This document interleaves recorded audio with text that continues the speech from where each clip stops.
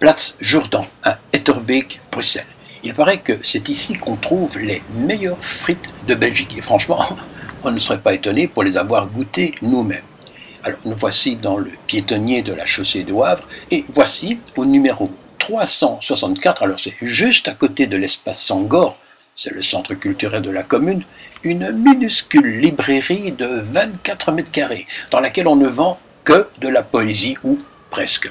Elle n'est ouverte que du mercredi au samedi, ou alors sur rendez-vous, car cet endroit abrite également une maison d'édition au nom bien dynamique de Malmström. En fait, c'est un collectif qui l'anime, et la jolie libraire du jour est italienne et s'appelle Simona.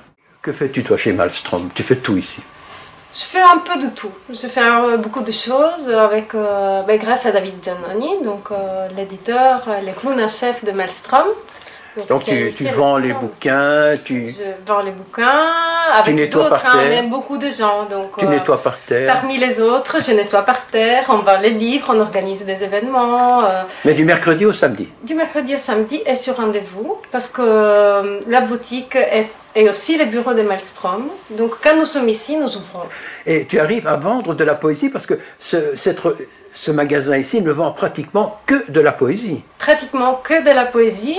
On a aussi quelques romans, oui, quelques contes, quelques collections des contes, des nouvelles. Mais c'est vrai que notre spécialité, c'est la poésie. Bon, maintenant, on est à côté des booklegs. C'est notre armoire à booklegs fait exprès pour nous. 3 € pièce, hein? 3 €. On a autour de 150 titres différents. Ah oui. Donc, pour la plupart, c'est de la poésie contemporaine.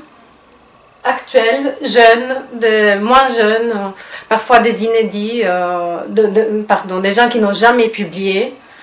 Parfois, c'est des gens un peu plus connus, comme par exemple Antonio Bertoli, Jodorowsky et Ferlinghetti, qui évidemment étaient aussi les initiateurs de ces projets avec David Giannoni. Ouais, mais ce qu'il faut dire, c'est que votre maison de la poésie publie dans toutes les langues, hein? La Malmström publie dans toutes les langues. En italien. On a une belle collection de poésie bilingue. Ouais. Donc à chaque fois, on essaie vraiment de publier dans les 2 langues. Alors, donc vous êtes quelque part des anarchistes poétiques, et l'anarchie s'est exprimée en 2002. Vous avez même créé un festival off à côté du fameux grand festival du livre de Bruxelles. Oui. Ça toujours David Giannoni, mais avec d'autres personnes aussi. De mémoire, là je dirais Xavier Lowenthal, Laurent Marcel, Patrick Lowy. On en a parlé d'ailleurs dans une émission, et là ça fait un peu de Ramdal, un peu de Raffut, parce qu'on trouvait que le festival de Bruxelles était trop commercial et pas assez pur, littéraire. Mais ça, ils ont arrêté maintenant. C'est un moment où on est l'action aussi mort au pilon, justement, pour protester contre le pilonnage des livres. C'est un système vraiment magnifique. Et alors, en 2007, vous créez le Fiestival. Le Fiestival. C'est quoi ça? Le Fiestival, c'est une fête, au départ, aussi d'où le nom. Un rassemblement poétique, c'est un festival d'art littéraire, musicaux, théâtral. Il y a de la danse, la performance, évidemment. Et c'est bientôt ça? C'est bientôt, c'est du 7 au 10 mai, à l'espace Sangor. Tu fais la fine bouche, petit homme, et tu piques de la queue. Il ne suffit pas de pousser sur un bouton d'alarme et de réveiller les gens, j'en conviens. Encore faut-il de l'eau pour étouffer l'incendie qui dévore mes lèvres. Mais je ne crie pas seulement pour moi. Et c'est là que ça va se passer? C'est là que ça va se passer, la partie indoor, parce qu'on a aussi une partie outdoor que cette année-ci est bien nourrie. Donc on aura plein d'actes poétiques en ville. Et quand je regarde, la boutique ici, elle fait 24 mètres carrés, c'est bien ça? Oui. C'est très grand. Oui, c'est une mini boutique avec énormément, enfin il y a quand même pas mal de bouquins. Hein? Oui, énormément de bouquins. On en rajoute de plus en plus. Parce que justement, le concept de la boutique, c'est évidemment d'avoir tous nos livres dans une librairie, mais aussi de loger d'autres éditeurs, de petits et moyens éditeurs indépendants, francophones. L'arbre à parole pour commencer. L'arbre à parole aussi, évidemment. Puisque ça, c'est l'édition de la Maison de la Poésie de Namur. Partenaire. D'Amé, oui. Partenaire, oui. Et alors, puis Malmström, bien sûr. Malmström, bien sûr. Et ensuite, toute une série de petits et moyens éditeurs francophones, donc ceux qui veulent, quoi. Indépendants. On a une sélection. D'habitude, on va au marché de la poésie, on va dans les foires essayer de découvrir des éditeurs qu'on aime bien. Voilà. Et on présente le travail par éditeur. Donc à chaque fois, on trouve une étiquette avec le nom d'éditeur et une sélection de son catalogue.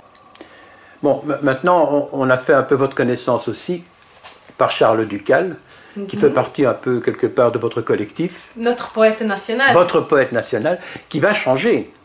Puisque ça va bientôt être l'année prochaine Laurence Vielle, c'est ça? Oui, qui va prendre la relève. Et Laurence Vielle, elle a publié chez vous, hein? Elle a publié des bouclettes, justement, donc on est ici à côté de l'armoire. Donc c'est ces formats-là. Voilà. Ici, c'est pas Laurence.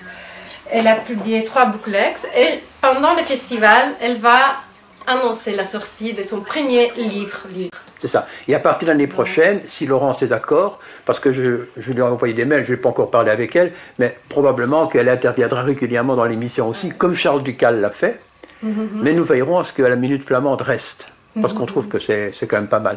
Et au niveau de cet échange de culture flamande francophone, tu as un truc pas mal dans les mains. Voilà, ça sera un moment phare aussi de notre festival dont on a déjà parlé. C'est le Belgium Bordelio.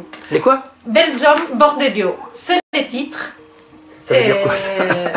Bordelio. J'imagine que vous pouvez un peu imaginer qu'est-ce que c'est le bordel. Ben voilà. Oui, ça, je pense que tout le monde a compris. On trouve que dans le bilinguisme en Belgique, quand même, il n'y a pas de structure. Non, c'est vrai, c'est vrai. Et donc, justement, on veut essayer de réparer ça avec structure. Je ne sais pas comment on prononce en flamand, ce sera structure. Structure. Voilà. 15 poètes francophones, 15 poètes flamands, et totalement bilingues, traduits dans les deux sens. Ah, c'est bien 450 pages de bilinguisme. Et c'est édition Maelstrom? Ça, c'est l'Arme Parole. Ah oui. Un partenariat avec les Poésies Centrum des Gants. Oui. Et pendant le festival, on aura une journée où la plupart des poètes repris ici feront une grande route des poètes. Bon, alors ma dernière question, c'est un magasin qui vend de la poésie, donc qui ne gagne pas beaucoup d'argent, ça c'est évident. Un festival, même sur la poésie, ça ne va pas rassembler des dizaines de milliers de personnes, ça m'a l'air évident aussi. Non. Mais alors vous devez avoir un peu d'aide quand même. Donc... On a de l'aide, justement, la promotion des lettres, la COCOF, la région de Bruxelles-Capitale, le WBI, le service culture de la commune de Terrebecque. Donc tout le monde s'y met un petit peu. Tout le monde s'y met un petit peu. Mais tout ensemble, ça fait combien? C'est très symbolique, je dirais autour des 15 000 €. Ah quand même. Donc avec ça, il y a moyen de faire quelque chose. Oui, c'est vrai que par rapport à toutes les choses que nous faisons, c'est un peu irrisoire pour le moment. Donc, par exemple, les artistes, on ne peut pas les mettre à l'hôtel. Donc, on a un chouette réseau de logements chez l'habitant. Souvent, c'est des poètes qui logent des poètes. Et il y a des belles collaborations qui naissent. Et l'année suivante, ils vont nous proposer des performances à deux. Des couples, pas encore notés, mais peut-être. Tout est possible.